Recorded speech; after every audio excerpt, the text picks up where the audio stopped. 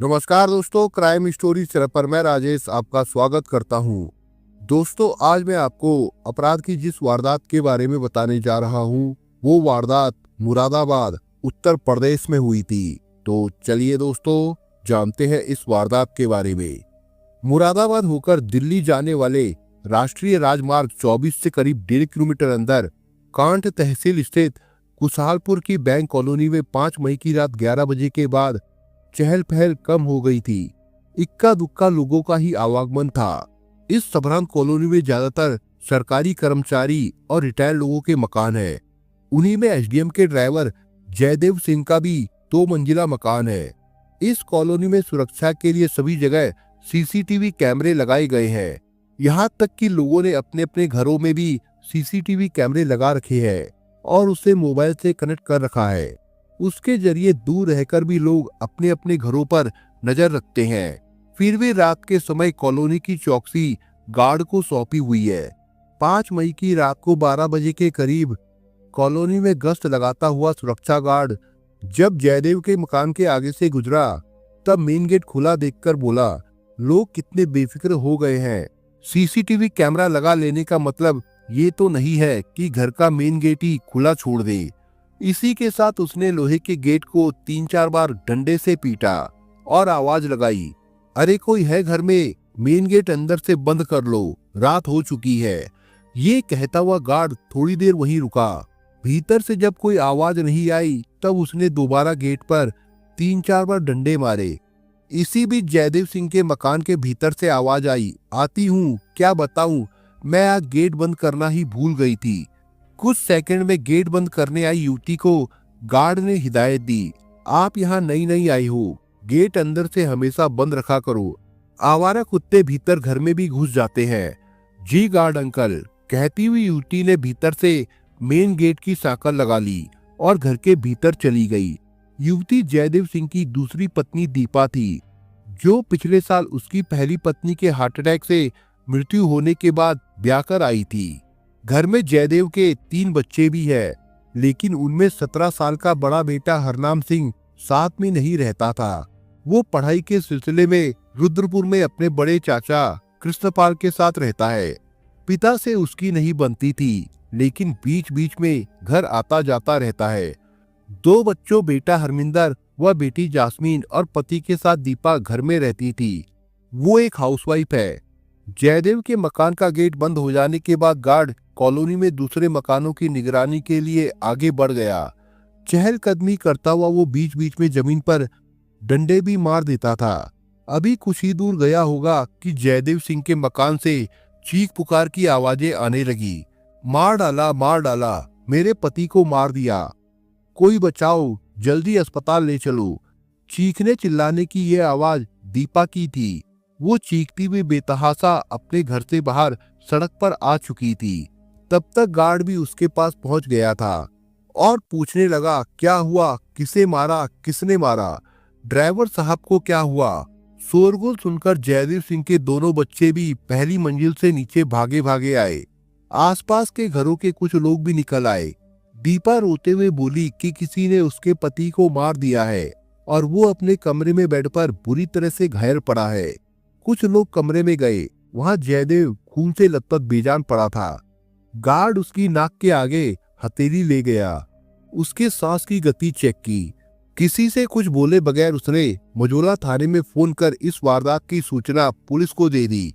Guard के चेहरे के भाव से वहां मौजूद लोग समझ गए कि जयदेव की मौत हो चुकी है। घर में कोहराम मच गया। बच्चे और दीपा का रो रो कर बुरा हाल था। उसकी 1 साल पहले ही शादी हुई थी। दीपा की हालत पागलों जैसी हो गई थी। बच्चे उसे पकड़कर रो रहे थे। गमगीन माहौल को देखकर उपस्थित हर कोई हैरान था। वे सब स्तंभ हो गए थे। कुछ लोग भावुकता से दीपा और बच्चों को सांत्वना देने की कोशिश कर रहे थे। जयदेव सिंह के मर्डर की सूचना पाकर मजोला थाने के एसएचओ विलप शर्मा कुछ मिनटों में ही घटनास्थल पर पहुंच गए। जांच पड़ताल शुरू करने से पहले उन्होंने घटना की सूचना अपने उच्च अधिकारियों को दे दी। सूचना मिलते ही मुरादाबाद के एसएसपी हेमराज मीणा, एसपी अखिलेश भदौरिया और सीओ सिविल लाइंस भी घटनास्थल पर पहुंच गए। उन्होंने घटनास्थल का मुआयना किया। घटना की जानकारी पाते ही जयदेव का बड़ा बेटा हरनाम सिंह भी रुद्रपुर से घर आ गया। हरनाम सिंह रुद्रपुर में अपने बड़े चाचा कृष्णपाल सिंह के साथ रहता था। वो भी भतीजे के साथ आए। उन्होंने ही अज्ञात व्यक्ति के खिलाफ हत्या का मुकदमा दर्ज करवा दिया। पुलिस जांच टीम के साथ आई फॉरेंसिक टीम ने भी जयदेव को मृत घोषित कर दिया और लाश को पोस्टमार्टम के लिए भेज दिया। मुरादाबाद के एसपी अखिलेश भदौरिया को एसडीएम के ड्राइवर की हत्या के इस केस का जल्द से जल्द खुलासा करने के निर्देश दिए गए। जांच की जिम्मेदारी एसएसपी हेमराज मीणा ने उन्हें दी। उन्होंने जांच के शुरुआती दौर में ही अनुमान लगा लिया था कि जयदेव हत्याकांड का राज घर में है। घर के सदस्यों से गहन पूछताछ करके सफलता मिल सकती है। अखिलेश भदौरिया ने अपने नेतृत्व में एक टीम का गठन किया, जिसमें एसएचओ शर्मा और सीओ सिविल लाइन समेत अर्पित कपूर को शामिल किया गया। पूछताछ की शुरुआत जयदेव की पत्नी दीपा से हुई। इसी बीच पोस्टमार्टम रिपोर्ट भी आ गई। रिपोर्ट के अनुसार सोते हुए में जयदेव के सिर पर किसी भारी वस्तु से हमला किया जाना बताया गया। हमले से ही जयदेव के सिर की हड्डी टूट गई थी। सिर से काफी मात्रा में खून बह गया था, जिस वजह से जयदेव सिंह की दम घुटने से मौत हो गई थी। भदौरिया ने दीपा से पहला सवाल यही किया कि जयदेव की किसी के साथ कोई दुश्मनी तो नहीं थी। इसके जवाब में दीपा ने जयदेव के भाइयों का नाम लिया। साथ ही बताया कि उनसे पति का जमीन को लेकर झगड़ा चल रहा है। पति की महंगी जमीन हड़पना चाहते हैं। एक तरह से दीपा ने जयदेव की हत्या का आरोप सीधे जयदेव के भाइयों पर ही मढ़ दिया। इसी के साथ दीपा ने पास पड़ोस या उनके जान पहचान वालों में किसी से कोई दुश्मनी नहीं होने का दावा किया। पूछताछ के बाद जांच की अगली कड़ी सीसीटीवी कैमरे की थी। जांच टीम ने घर में लगे सीसीटीवी कैमरों की फुटेज निकलवाई। जांच टीम तब चौंक गई जब पाया कि घटना वाले दिन घर में लगे सीसीटीवी कैमरे 5 मई 2023 की शाम 8 बजे से ही बंद थे। उस दिन जयदेव शाम 6 बजे ही अपने घर लौट आया था। दीपा के मुताबिक वो खाना खाकर सो गया था। कैमरे अगले रोज 6 मई की सुबह खुले। हत्याकांड के जांच की सुई घटना के समय बंद कैमरों के कारण और समय पर अटक गई। जांच करने वाली टीम को ये बात गले नहीं उतर रही थी कि 5-6 मई की रात को जयदेव की हत्या हुई थी। उस दौरान घर में लगे सीसीटीवी कैमरे क्यों बंद थे? टीम इस जांच में लग गई कि कैमरे किसने बंद किए, उन्हें सुबह 6 बजे किसने खोला। इस बारे में भदौरिया ने दीपा से भी सवाल किया। उससे सख्ती से पूछा कि कहीं उसने कैमरे तो बंद नहीं किए, इसके पीछे उसकी क्या मंशा थी। पुलिस की सख्ती के सामने दीपा डर गई। उसका चेहरा सफेद पड़ गया। वो घबरा गई थी। उसकी घबराहट को भांपते हुए भदौरिया ने सीधे लहजे में सवाल किया कि वो सब कुछ सच सच बताए, वरना उसकी खैर नहीं। उस पर ही जयदेव सिंह की हत्या का आरोप लग सकता है। उसे जेल हो सकती है, कड़ी सजा मिल सकती है। इसके बाद उससे आगे की पूछताछ के लिए महिला कांस्टेबल के हवाले कर दिया गया। जैसे ही महिला सिपाही ने दीपा से दोगुनी उम्र के जयदेव से शादी करने का सवाल किया तो वो और भी परेशान हो गई। शादी के सवाल के जवाब में उसने जयदेव का सरकारी कर्मचारी होना बताया। जब उसके पति पत्नी के संबंध और बच्चों वाले परिवार में एडजस्ट करने के बारे में पूछा तब वो बिफर गई। पूछताछ के क्रम में उसने बोल दिया कि जयदेव शराब के नशे में उसकी बात बात पर पिटाई करता था। पति द्वारा दीपा को पीटे जाने की जानकारी मिलते ही एसएसपी भदौरिया दीपा से पूछताछ करने लगे। आखिरकार दीपा हत्याकांड से संबंधित पूरा मामला बताने के लिए तैयार हो गई। उसने पति की हत्या का जुर्म स्वीकार कर लिया। उसके बाद में उसने शराबी पति की हत्या की जो कहानी सुनाई उसमें उसका भाई और सौतेले बेटे का भी नाम शामिल हो गया। उसकी पूरी कहानी कुछ इस प्रकार से निकली। जयदेव सिंह मूल रूप से उत्तर प्रदेश के जिला संभल के गांव मडावली रसूलपुर का रहने वाला था। कैरियर बनाने की शुरुआत उसने मुरादाबाद के टैक्सी स्टैंड से की थी। वो साल 2006 में खन्ना ट्रेवल्स की टैक्सी चलाता था। इसके लिए उसने एक एम्बेसडर कार किराए पर ले रखी थी। बाद में उसकी नौकरी संविदा ड्राइवर के तौर पर मुरादाबाद नगर निगम में लग गई। बाद में वो यूपी के मुरादाबाद के जिलाधिकारी के यहाँ काम पर लग गया था। वहां उसके आचरण को देखते हुए नौकरी स्थायी हो गई। हत्या के समय उसकी पोस्टिंग मुरादाबाद के ही कांट तहसील के एसडीएम प्रशासन जगमोहन गुप्ता के ड्राइवर के तौर पर थी। उसकी शादी 18 साल पहले पुष्पा कौर से हुई थी। उससे वो 3 बच्चों का पिता बन गया था। बड़े बेटे का नाम हरनाम सिंह 17 साल, उससे छोटा हरमिंदर सिंह 14 साल और सबसे छोटी बेटी जास्मीन 10 साल की है। पिछले साल पुष्पा का निधन हो गया था। दरअसल वो बीते कुछ सालों से दिल की बीमारी से ग्रसित थी। इसके चलते हार्ट अटैक की वजह से 25 जुलाई 2022 को उसकी मृत्यु हो गई थी। अपनी मां की मौत का बच्चों पर काफी गहरा असर हुआ था। बेटा तो इस कारण अपने पिता से ही नाराज हो गया था। उसकी शिकायत थी कि पिता ने मां के इलाज में अनदेखी की और वो उनकी वजह से मर गई। पुष्पा के निधन के कुछ समय के बाद ही जयदेव ने दूसरी शादी की तैयारी शुरू कर दी। उसने दीपा को पसंद किया था, जिसकी उम्र मात्र 22 साल थी, जबकि जयदेव सिंह 45 साल का अधेड़ था। दीपा और उसके परिवार वाले ये जानते थे कि जयदेव सिंह अधेड़ उम्र का बाल बच्चे वाला है। इसके बावजूद भी उन्होंने उससे शादी के लिए हामी भर दी, कारण उसकी सरकारी नौकरी का होना था। शादी के कुछ दिनों तक तो सब कुछ ठीक ठाक चला। उसके बाद दीपा को उसका असली रूप नजर आने लगा। वो एक नंबर का शराबी था और नई नवेली दुल्हन को किसी गैर मर्द से बात करना उसे जरा भी पसंद नहीं था। यहाँ तक कि उसका जवान बेटे से बात करना भी उसे पसंद नहीं था। इसे लेकर वो उसे काफी नाराज हो जाता था और डांट दिया करता था। यहाँ तक कि जब वो शराब के नशे में होता था तब उसकी जमकर पिटाई भी कर देता था। एक दिन उसने बच्चों के सामने ही उसकी बेरहमी से पिटाई कर दी। वो अपने कमरे में बैठी आंसू बहा रही थी, तभी बच्चों ने आकर उसे ढांढस बंधाया। उनसे उसे हिम्मत मिली और फिर बच्चों के प्रति उसका प्रेम उमड़ आया। वो उनका विशेष ख्याल रखने लगी, उनकी पसंद का नाश्ता और उनकी पसंद का खाना पकाकर खिलाने लगी। बच्चों से दीपा की बढ़ती नजदीकी भी जयदेव को अच्छी नहीं लगती थी। वो चाहता था कि वो जब तक घर में रहे दीपा उसकी बाहों में पड़ी रहे, जबकि दीपा बच्चों के घर में रहने और उनकी जरूरतों को पूरा करने को लेकर ऐसा नहीं कर पाती थी। एक दिन किसी बात को लेकर जयदेव दीपा की पिटाई कर रहा था। तब बड़े बेटे हरनाम ने उसे आकर बचाया और पिता को ही डांटते हुए बोला, अब इसे भी मार दोगे क्या? एक को तो मार ही चुके हो। वो दीपा को अपने पिता से छुड़ाकर कमरे में ले गया। उसके जख्मों का खून साफ कर उस पर दवाई लगाने लगा। दीपा हरनाम के इस व्यवहार से काफी प्रभावित हो गई। सौतेले बेटे से लिपटकर रोने लगी। निहाल भी माँ से गले मिलकर रोने लगा था। तभी जयदेव वहां पर आ गया। उसने बेटे को दीपा से गले मिलते देखा तो वो और भी आग बबूला हो गया। जयदेव ने उसकी भी पिटाई कर दी।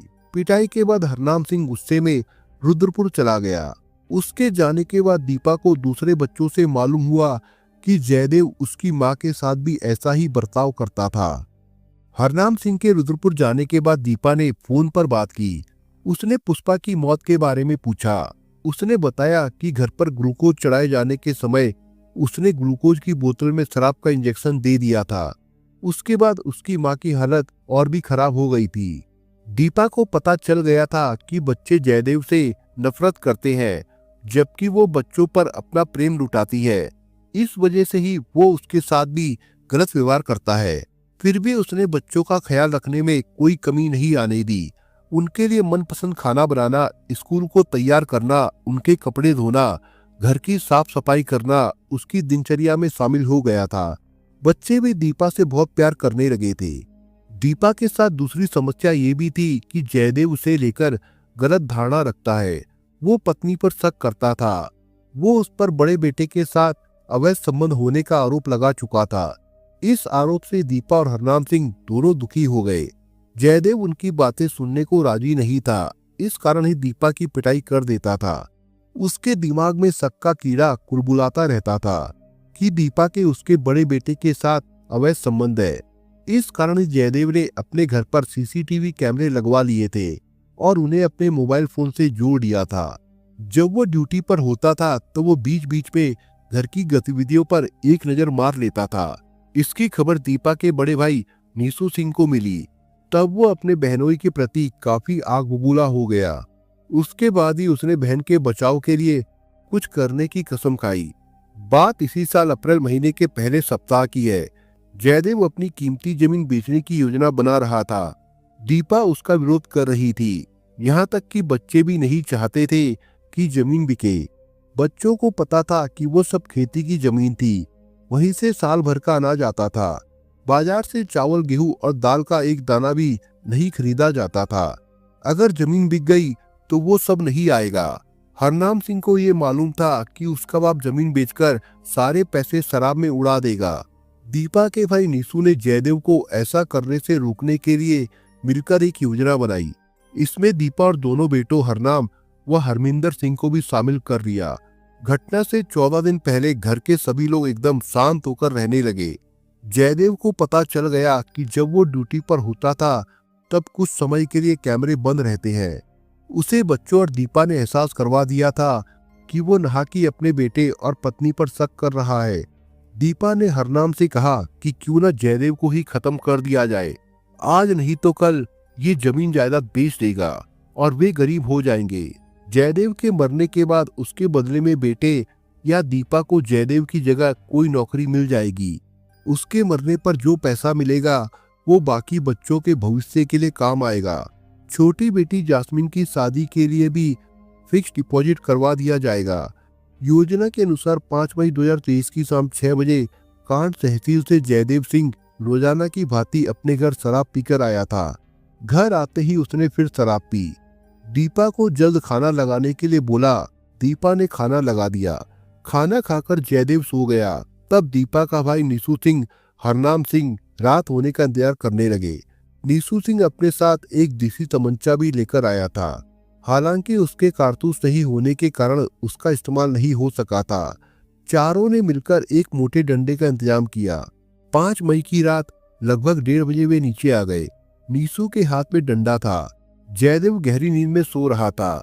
दीपा का इशारा मिलते ही नीसू ने जयदेव के सिर पर डंडे से हमला कर दिया। डंडे के हमले से जयदेव का सिर फट गया, लेकिन वो मरा नहीं था। ये देखकर दीपा और छोटे बेटे ने जयदेव के पैर पकड़ लिए। दूसरी तरफ नीसू और हरनाम ने डंडे को गर्दन पर रखकर पूरी ताकत से दबा दिया। थोड़ी ही देर में जयदेव की मौत हो गई। पति की हत्या के बाद ही दीपा ने योजना के अनुसार बाहर आकर शोर मचाना शुरू कर दिया। आरोपी दीपा कौर के बयान के आधार पर पुलिस ने दीपा के साथ भाई नीसू, दोनों बेटों हरनाम सिंह व हरमिंदर सिंह से विस्तार से पूछताछ करके दीपा व उसके भाई नीसू को गिरफ्तार करके कोर्ट में पेश कर दिया। उन्हें 7 मई को मुरादाबाद की जिला कारागार भेज दिया गया था। नाबालिग हरनाम व हरमिंदर को बाल सुरक्षा गृह भेज दिया गया था। दोस्तों, आप अगर चैनल पर नए हो तो आप चैनल को सब्सक्राइब करने के साथ कमेंट बॉक्स में इस कहानी के बारे में अपने विचार जरूर लिखिएगा। मिलता हूँ एक नई कहानी के साथ। तब तक के लिए अपना ख्याल रखिएगा। धन्यवाद।